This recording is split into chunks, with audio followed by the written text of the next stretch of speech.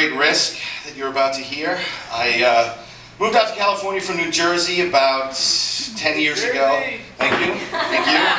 And as I was leaving, my friends took me out for a goodbye weekend, a bon voyage type of thing, and we drove to Pittsburgh, of all places. Instead of going 20 minutes to New York City or an hour to Atlantic City, we drove 6 hours to Pittsburgh. And when we got there, we started drinking down by where the Pirates play, and there's a pedestrian bridge that goes over towards the baseball stadium called the Roberto Clemente Bridge. And as we walked over it, I remarked to one of my friends, I wonder if they have trouble with people jumping off of this thing, because it doesn't seem very high. It just, it doesn't. My friends thought I was high because they all disagreed with me completely and said it was a very high bridge.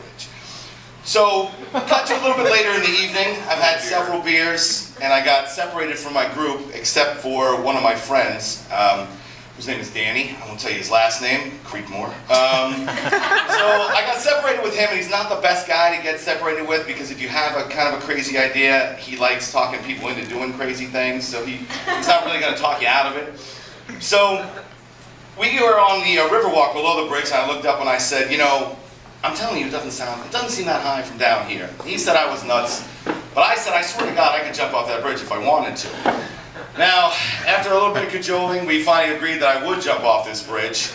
And so the plan was that I was going to jump off, but I didn't want my clothes to get wet. That was my main concern. So I said, how am I going to do this? How am I going to keep my clothes up here? So Danny said, I'll take your clothes.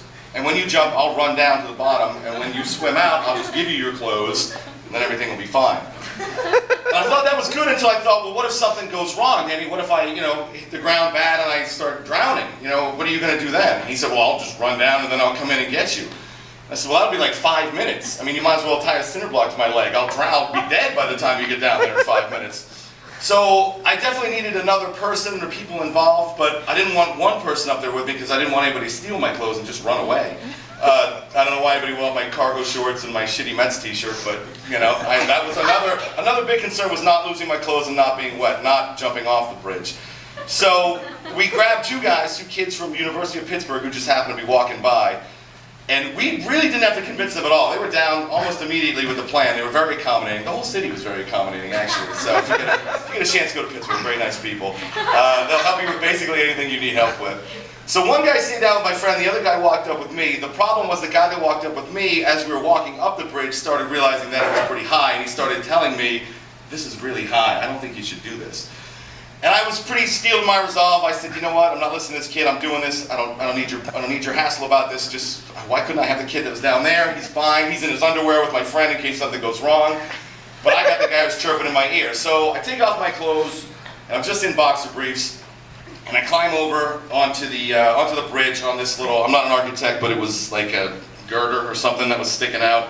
And the first thing I noticed, even though it was really pitch black out there, was that it was really, really high. And that I had maybe not judged it correctly about how difficult this was going to be.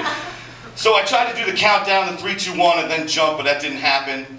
And this kid was behind me. He was like, please, just don't do this. You don't need to do it. So I turned around and I started arguing with him. I was like, listen, I don't need this from you. Like, I'm going to do this. But a crowd had kind of gathered because there was somebody on the bridge.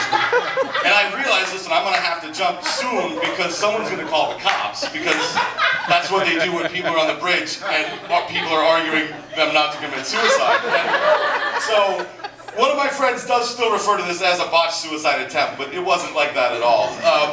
So I knew now that I didn't want to get arrested, and so I was going to have to jump real quick.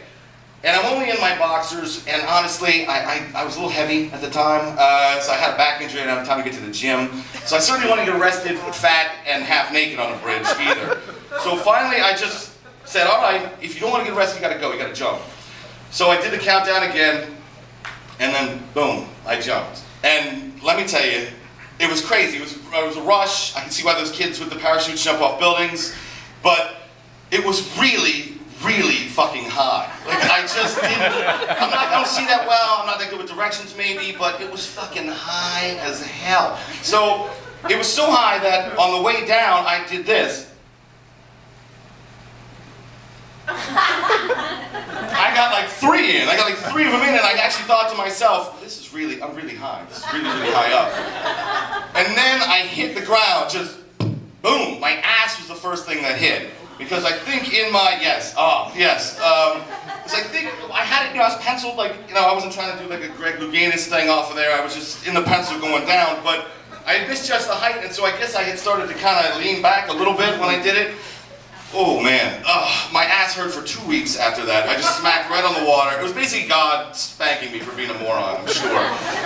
But, so I hit the water, which the smack wasn't actually the worst part. The worst part was the icy Allegheny River enema that I got when I went in there as well. That was not something that they tell you about in the brochures of that stadium. So I hit the water, I'm way down in there, it's really dark, and I start swimming to the top, my adrenaline's going crazy. But in the water, you're never quite as close to the surface as you think, so I'm panicking a little bit because I think maybe I'll drown, even though I've just done this really cool thing. Now I'm just going to drown like a common person who doesn't know how to swim. They're going to think I don't know how to swim, and I grew up in the pool, I know how to swim, but it was too far, it was too high. So I got up and I burst through the surface, and my friends are going crazy. They're already on the side. I swim like Michael Phelps style, fast as I can over there. I jump up. The kid with my clothes, thank God, came down. So he brought my clothes. I threw all my clothes on, and I was still wet when we started walking away a little bit, and a policeman came up to me. A cop just walked up to me, and he's like, why is your hair wet? And I didn't really have a good answer. I didn't want to tell him because I just jumped off the fucking Roberto Clemente Bridge up there. So I just said, well, I was drunk, so I dunked my head in the water. I thought maybe it would sober me up. And he didn't believe that, I don't think, for a second, but he was just like, all right, get the hell out of here. What's wrong with you guys? So we all just took off.